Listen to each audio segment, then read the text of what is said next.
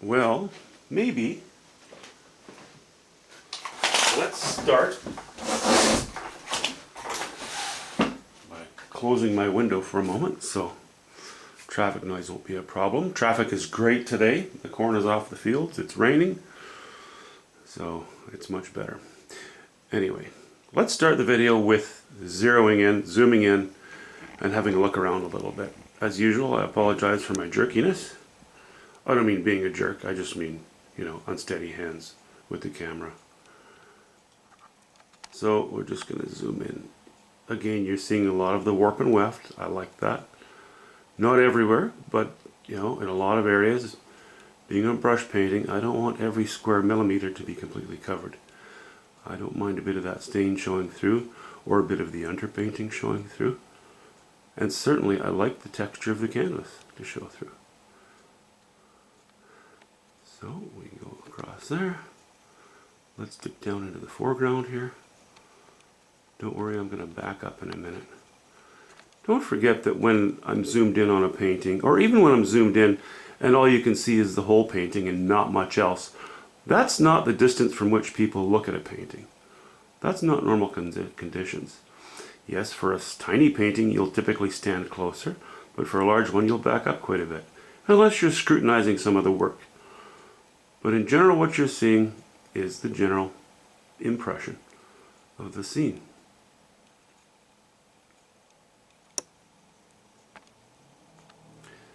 Maybe let's follow the trees up here.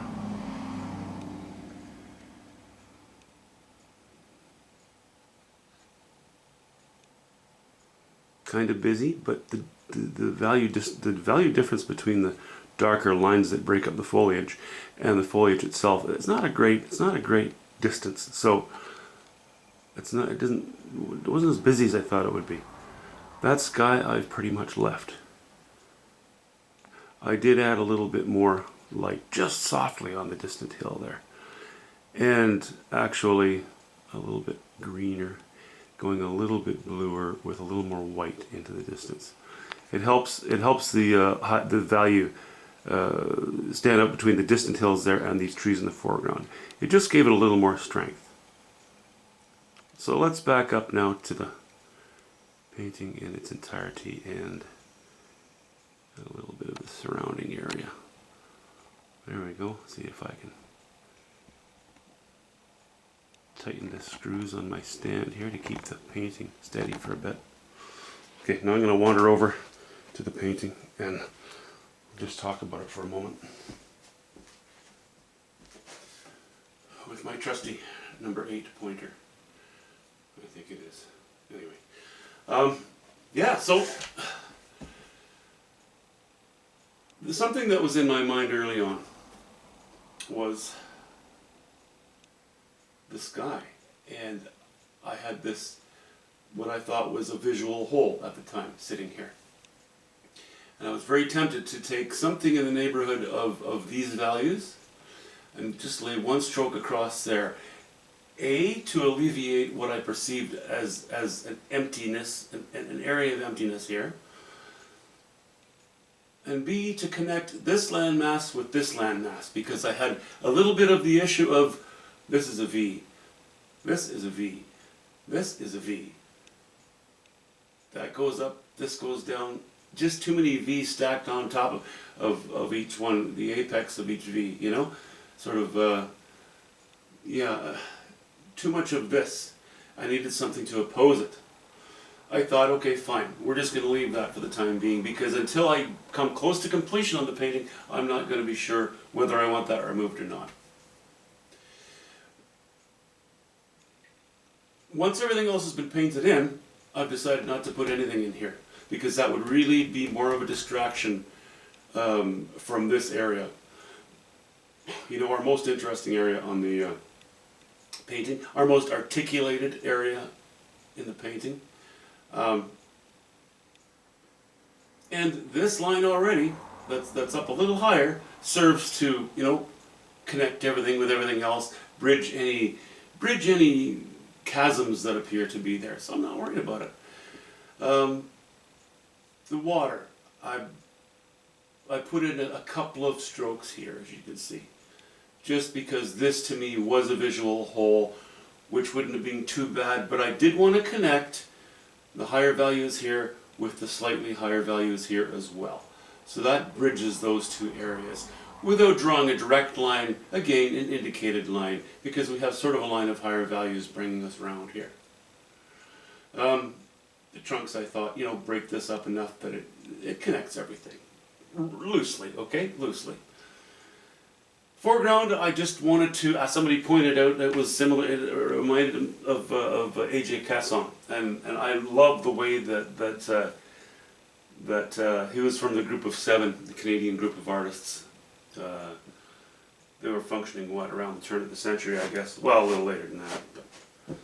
But, I mean, the turn of the last one. When would that be? 1940s? 1930s to 1950s? I don't know, somewhere in there. Anyway, really liked his style, and I've tried to emulate it a little bit on many of my paintings in the past. Mine's a little different. It's okay, it's going to be. I want that anyway. I want something distinct about it. So I'm very happy with how the foreground turned out.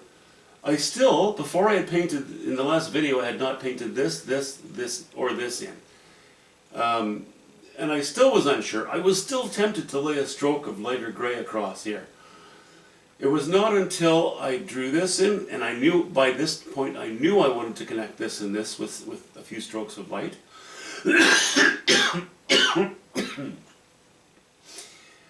And I knew that I wanted to keep this fairly dark, and this dark, or a little lower than the lighter values that we have ribboning between them. It was not until I had finished the foreground that I knew I did not want to stroke across there. I believe that's just fine the way it is. I think the painting is just fine the way the whole thing is. I quite like it. I questioned this as well. This little tree, is it too cute? You know, is it too much like a postcard? You know, if I'm not sure after it comes upstairs and dries and lives with me for a few days, it might be fine. If it does bother me, I might just negate it. You know, I might. I don't know. Or we have this. I don't know. We'll see. I'll decide that later. But otherwise, guys, that's the finished painting as you see it. Now let me just back the camera off a moment.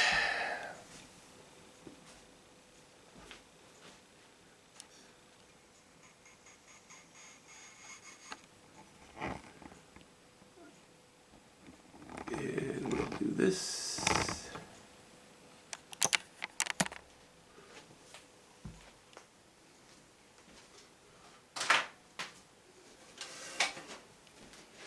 Pop this off of here.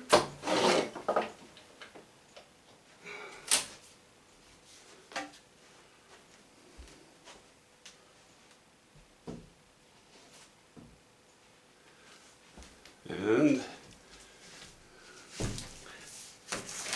next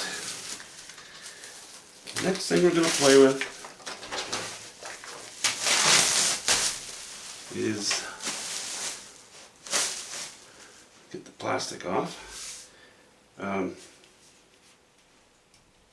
is this 24 by 36. I need to line it up. I don't need to, but I prefer to line it up roughly in the center, give or take a 1/4 inch. I just eye it up in the middle of my easel. Give it a little shove down so that the pokey finishing nails that I have in the bottom jaw of my easel dig in so it can't move or slide anywhere. And then we'll take the top jaw, do the same thing. Pokes into the canvas. Now, I could beat it like a drum. I could beat it like a drum and it won't go anywhere. Okay. Set ourselves up for some painting now. I don't know if I'm going to stain this one first or not. And I don't know if I'm going to go with charcoal, don't know if I'm going to go with knife or brush. those decisions are what I'm going to use the next hour or so for. So we'll see you next time once we have some decisions on this one. Have a good day. Talk to you soon.